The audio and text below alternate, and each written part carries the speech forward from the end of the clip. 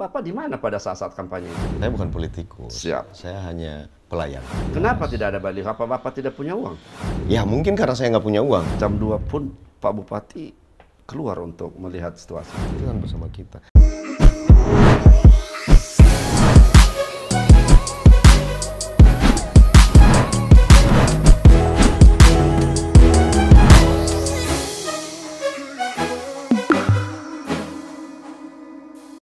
Hai you all guys, selamat datang kembali di Mr. G TV. Terima kasih Anda penonton setia bagi kami. Kali ini kita di acara Ponti Kolokio, memahami kehidupan. Because you know, setiap detik begitu berarti.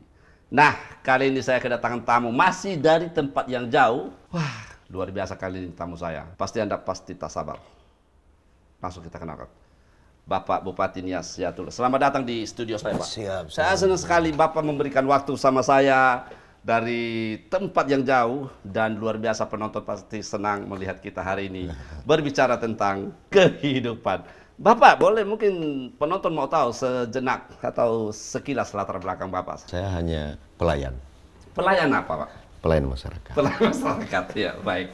Jadi tapi Bapak punya ini sebelumnya di universitas atau bagaimana, kuliahnya tamatan dari mana? Kalau sekolah ya adalah sedikit, kita namanya dari kampung mau ngejar sekolah. Siap. Jadi setelah sekolah ya bekerja.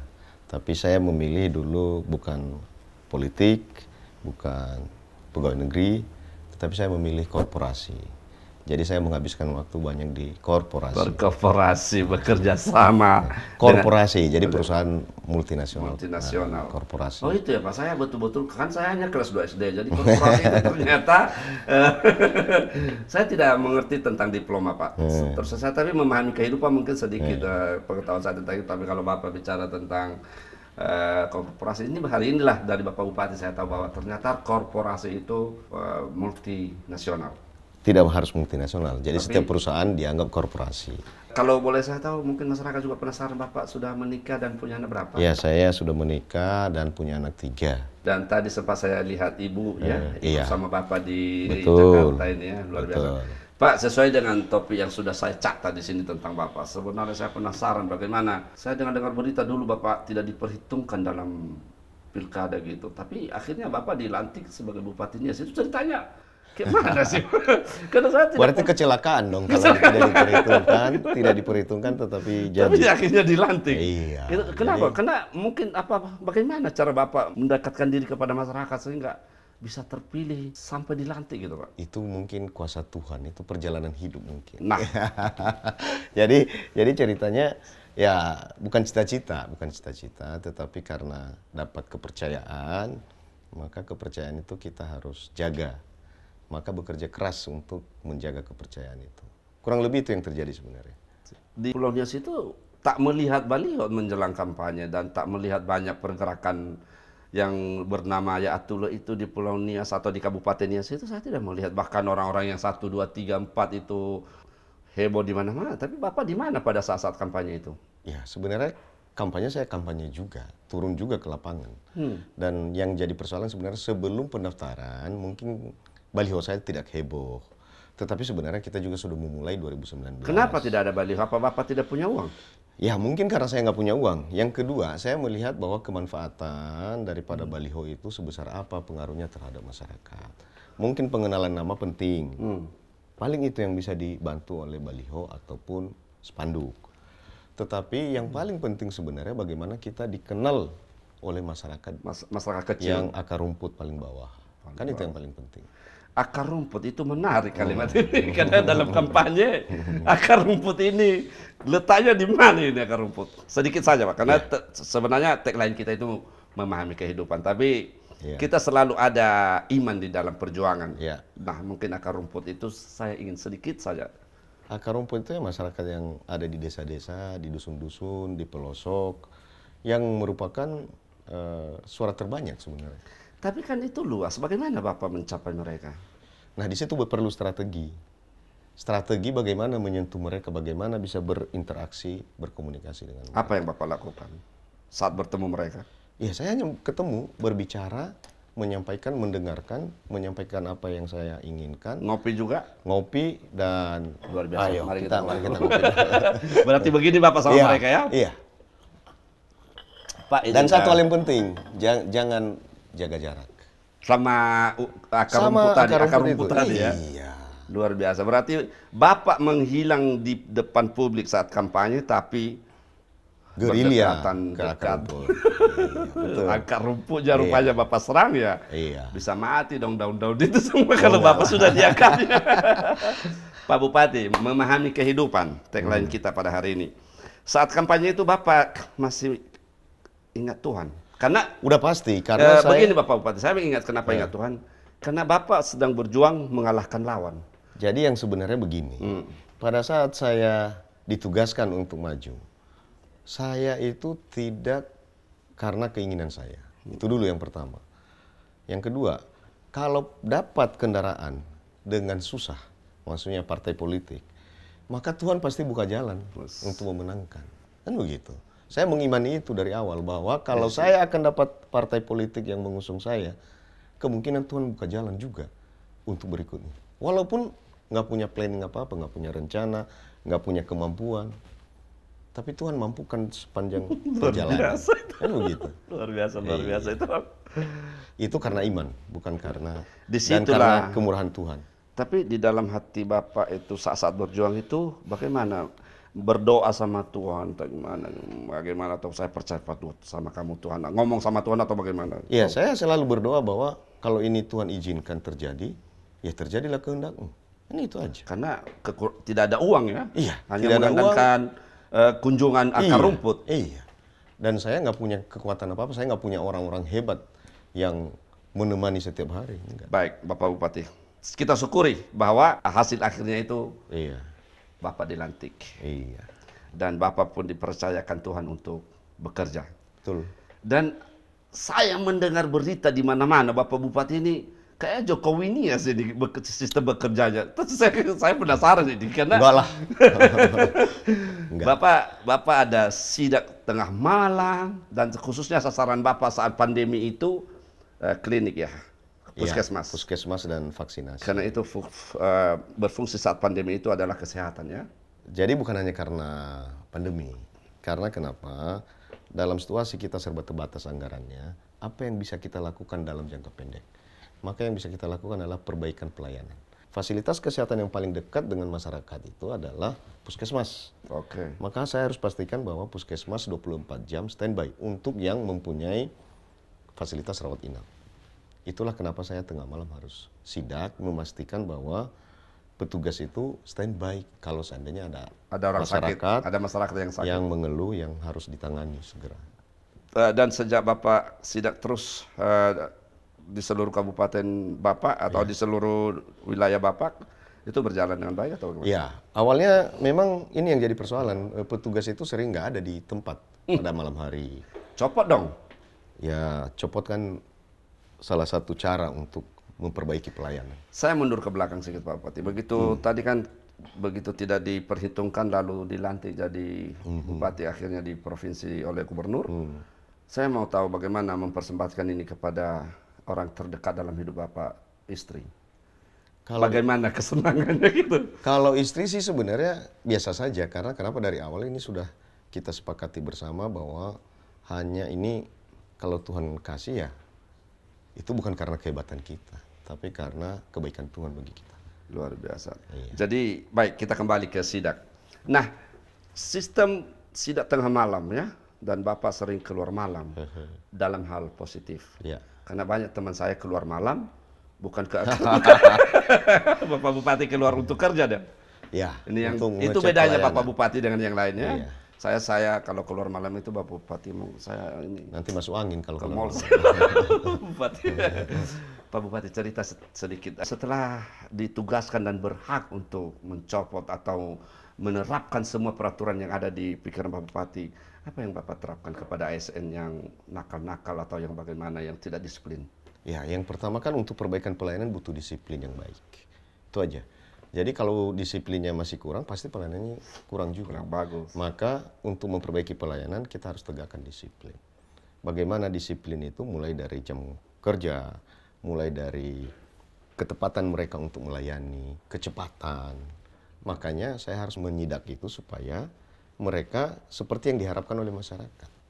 Itu tujuannya sebenarnya. Jadi kenapa harus saya lakukan itu? Yaitu bagian daripada perbaikan. Nah, harapan kita bahwa ini menjadi cara kerja ke depan. Jadi setelah disiplin ini kita tegakkan, ini menjadi cara kerja pegawai negeri di Kabupaten Nias untuk melayani masyarakat. Kalau itu jadi cara kerja, maka masyarakat akan puas dengan pelayanan pemerintah. Saya pernah baca berita Bapak bahwa jam 2 pun Pak Bupati keluar untuk melihat situasi. Iya, karena memang ada beberapa kali kejadian yang harus ditangani segera. Contoh ada satu kayu besar jatuh dan mengganggu lalu lintas dari Kabupaten Nias ke arah selatan. Dan malam itu juga saya minta supaya Kadis PU menggerakkan semua anggotanya bersama BPBD dan Satpol untuk menyingkirkan kayu itu dari... Dan Bapak Bupati pernah ada ancaman untuk melakukan itu? Pastilah, bukan ancaman lah. Jadi pasti ada gangguan dari orang-orang yang tidak senang dengan pelayanan yang cepat. Tetapi ya kita konsisten aja. Pokoknya ini harus segera selesai supaya sebelum ayam berkokok, ini sudah clear jalan itu supaya masyarakat besok pagi anak sekolah yang lalu lalang tidak terganggu kan gitu. Jauh. Cara berpikirnya itu untuk besok ya sebelum bangun masyarakat. Iya, sudah selesai. Kayu itu sudah selesai. Bapak Bupati tidak takut ketika keluar malam itu dengan berbagai resiko yang ada kemungkinan. Tuhan bersama kita. Kalau kita benar kena ngapain harus takut? Yakin pasti dengan itu. Tuhan membimbing kita untuk itu. Yakin dengan itu. Oh iyalah, sangat yakin dengan itu. Baik, pemirsa, mari kita lihat beberapa video Bapak Bupati untuk menyidak ASN yang ada di Kabupaten Nias, dan ini untuk kebaikan ke depan Kabupaten Nias supaya menjadi lebih baik di bawah kepemimpinan beliau. Menjadi pemimpin yang tangguh dan handal bukanlah suatu hal yang gampang untuk dicapai atau hanya sebatas mimpi indah pada saat ingin menjadi pemimpin di suatu wilayah, melainkan dapat ditunjukkan dengan tanggung jawab dan tindakan yang selalu diterapkan setiap saat. Pemimpin mengenal rakyat dan rakyat mengenal pemimpin dalam berkarakter untuk bisa saling berkolaborasi demi berkembangnya suatu wilayah adalah salah satu hal yang terbaik untuk diaplikasikan. Seperti juga yang telah diterapkan oleh Yaat Tulegule sebagai Bupati di Kabupaten Nias. Salah satu langkah konkretnya adalah melakukan penyidakan secara langsung dalam hal meningkatkan kedisiplinan dan menjunjung tinggi pelayanan terhadap rakyat. Yaat Tulegule bahkan tidak segan-segan untuk memberhentikan anggotanya yang tidak kompatibel dalam menjalankan tugas.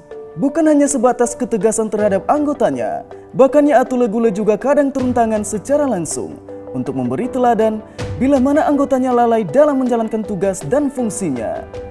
Bagi Yaat Tulegule, menjadi pemimpin itu sama dengan melayani, menjadi pemimpin itu bekerja keras, menjadi pemimpin itu memahami rakyat. Sosok lelaki tangguh yang juga kerap dipanggil Ama Kesha ini punya visi yang kuat sebagai pemimpin dalam hal melakukan perubahan, yakni kerja fokus, Nias maju.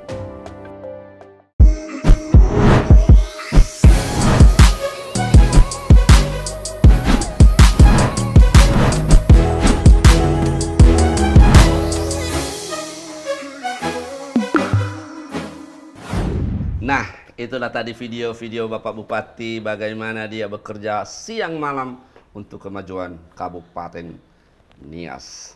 Pak Bupati, kita lanjut. Tagline kita tetap saya kembalikan ke memahami kehidupan. Iya. Bagaimana Bapak Bupati punya strategis khusus untuk bekerja tanpa mengabaikan Tuhan?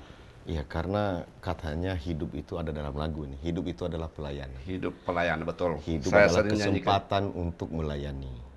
Maka kalau kita maknai hidup ini adalah kesempatan untuk melayani, maka kita melakukannya seperti untuk Tuhan, bukan untuk manusia. Wah, luar biasa. Jadi nggak ada beban kalau kita melakukan seperti itu. Karena Bapak Bupati kan harus tegas ya dalam iya. tugas-tugas yang Bapak terapkan ini, ketegasannya itu di luar rata-rata, saya tahu itu. Ya karena kalau nggak tegas, nggak jalan program kita, Pak. Baik. Terutama tadi perbaikan pelayanan itu, maka harus dimulai dari disiplin. Tanpa disiplin tidak terperbaiki pelayanan. Maka kalau disiplin ini kita tegakkan, otomatis pelayanan, maka semua pegawai negeri itu akan bekerja sungguh-sungguh untuk melayani. Nah, kalau mereka bekerja sungguh-sungguh untuk melayani, itu kan sudah mengamalkan apa itu firman Tuhan bahwa lakukan seperti untuk Tuhan, bukan untuk manusia. Simple kan? Luar sebenarnya. biasa. Saya kalau Pak Bupati, terus ternyata Pak Bupati mengenal lebih dalam, memahami lebih dalam kehidupan daripada saya. Tapi Pak Bupati ya izin,